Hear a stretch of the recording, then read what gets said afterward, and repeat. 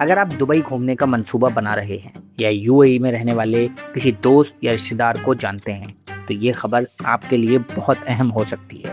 متحدہ عرب امارات کی حکومت نے دبئی انوائٹ کے نام سے ایک نئی اسکیم متعارف کروائی ہے۔ اس کے ذریعے رہائشی افراد اپنے دوستوں اور رشتہ داروں کو دبئی بلوا کر 3000 اماراتی درہم سے زیادہ مالیت کے ڈسکاؤنٹ واؤچرز اور بینیفٹس حاصل کر سکتے ہیں۔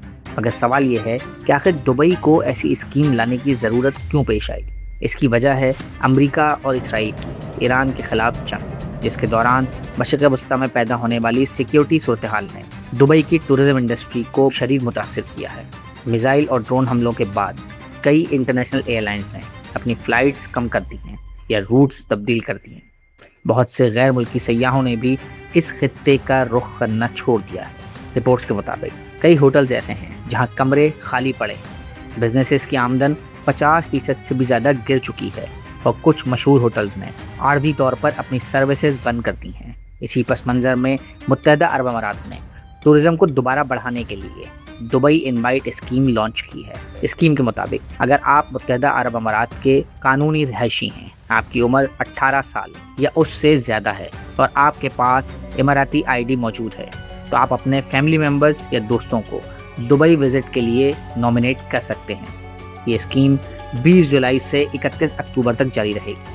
ہر رہائشی جتنی مرضی نامینیشن بھیج سکتا ہے، لیکن ایک وقت میں زیادہ سے زیادہ 5 مہمان نامینیٹ کیے جا سکتے ہیں۔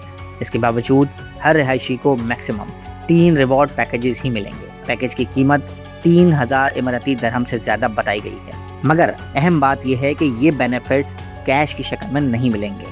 اس کے بجائے واؤچرز اور ڈسکاؤنٹ پیکیجز دیے جائیں گے، جن سے ہوٹلز میں 50% تک ڈسکاؤنٹ، ریسٹورنٹس میں اسپیشل آفرز، ٹورسٹ اٹریکشنز کی ٹکٹس میں کمی اور کریم جیسی ٹرانسپورٹ سروسز پر بھی رعایت حاصل کی جا سکے گی۔